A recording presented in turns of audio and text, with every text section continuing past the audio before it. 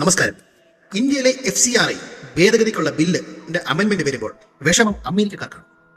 American republic party Congress അംഗമായ റൈലിൻ Moore പറയാണ് ഈ ഭേദഗതി ക്രിസ്ത്യാനികൾക്കും സഭകൾക്കും എതിരാണെന്ന്. ഇത് പറഞ്ഞാണ് പുള്ളിയുടെ ആശങ്ക. പക്ഷേ FCRA ബില്ലിലുള്ള യഥാർത്ഥ ഉള്ളടക്കം എന്താണ് നമ്മൾ അറിയണം. ഈ നിയമം ക്രിസ്ത്യൻ സംഘടനകളെ മാത്രം ലക്ഷ്യമിട്ടുള്ളതല്ല, വിദേശ ഫണ്ട് സ്വീകരിക്കുന്ന എല്ലാ സംഘടനകൾക്കും ഉള്ളതാണ്. എല്ലാവർക്കും ഒരേ നിയമം, അതായിരിക്കണം നമ്മുടെ ലക്ഷ്യം. പുതിയ ഭേദഗതിയുടെ പ്രധാന ലക്ഷ്യങ്ങൾ എന്താണെന്ന് വെച്ചാൽ വിദേശ ഫണ്ട് നൽകുന്ന യഥാർത്ഥ ആളിന്റെ പേര് വിവരങ്ങളും ബാക്കി ഡീറ്റെയിൽസും കൃത്യമായിട്ട് വേണം. 2, ലഭിക്കുന്ന ഫണ്ട് അനുവദിച്ച കാര്യങ്ങൾക്ക് മാത്രമേ ഉപയോഗിക്കാൻ പാടുള്ളൂ, അല്ലാണ്ട് ഇവിടെ നിന്ന് കിട്ടി ഞാൻ വേറെ എവിടെയും ചിലവാക്കി എന്നുള്ള പരിപാടി പറ്റില്ല. 3, പണം കൃത്യമായിട്ട് വിനിയോഗിച്ചതിന് ശേഷമേ അടുത്ത ഗഡു വാങ്ങാൻ പാടുള്ളൂ. 4, വിദേശ ഫണ്ട് കൊണ്ട് സൃഷ്ടിച്ച എല്ലാ വസ്തുക്കൾക്കും കൃത്യമായ ഉത്തരവാദിത്വം ഉറപ്പുവരുത്തണം. ഈ ഭേദഗതിയുടെ പ്രധാന ലക്ഷ്യം എന്താണെന്ന് വെച്ചാൽ വിദേശ ഫണ്ടിംഗ് നിർത്തുക എന്നല്ല, സുതാര്യതയും കണക്കെടുപ്പും ദേശീയ മേൽനോട്ടവും ശക്തമാക്കുകയാണ് എന്നാണ് ഇതിനെ അനുകൂലിക്കുന്നവർ പറയുന്നത്, ഞാൻ ഉൾപ്പെടെ.